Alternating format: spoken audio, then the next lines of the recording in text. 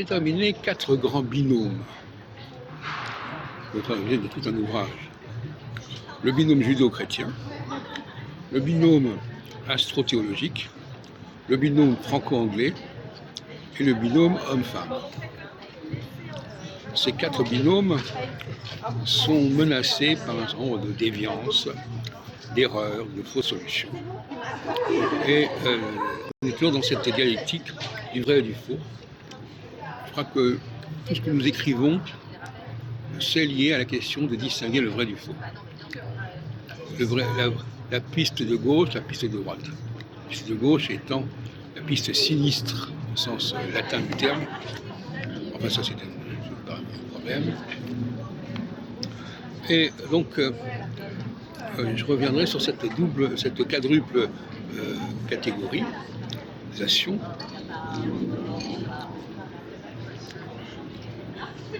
Et il faut rétablir la vraie dynamique judéo-chrétienne, la vraie dynamique astro-théologique, la vraie dynamique homme-femme et la vraie dynamique franco-anglaise en dénonçant les déviances, les déviations qui ont pu se succéder au cours des âges.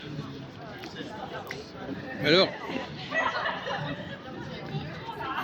l'astrologie, qui est une des catégories que j'ai définies, l'astrologie, pour donner un exemple, elle est, à mon avis, à rapprocher de la théologie beaucoup plus que de l'astronomie.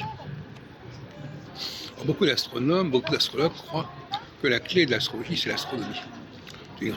Bien sûr que l'astrologie, quelque part, emprunte des données célestes, mais le mot ciel, d'ailleurs, est un mot qui est intéressant. Le mot ciel désigne à la fois une dimension cosmique et une dimension théologique, si on peut dire. Plutôt ciel, etc.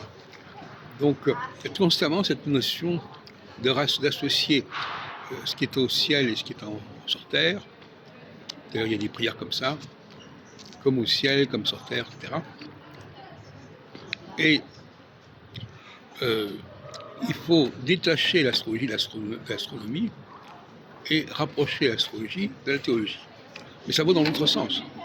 La théologie doit se rapprocher de l'astrologie, alors qu'elle s'en est démarquée abusivement et par erreur. Alors pour les autres cas, c'est un peu un problème du même genre, parce que les rapports dans le cas du français et de l'anglais, ça me paraît beaucoup plus important que ce qu'on appelle la francophonie. La francophonie est une imposture, de toute manière. La francophonie est une imposture parce qu'elle facilite, elle donne l'impression d'une identité raciale, culturelle, à une population qui parle le français, alors qu'elles sont complètement distinctes. Inversement, l'anglais et le français ont énormément de choses en commun.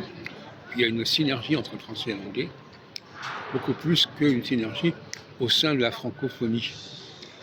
Et puis je continue comme ça, à propos du judéo-christianisme. Pour moi, il est important de récupérer le personnage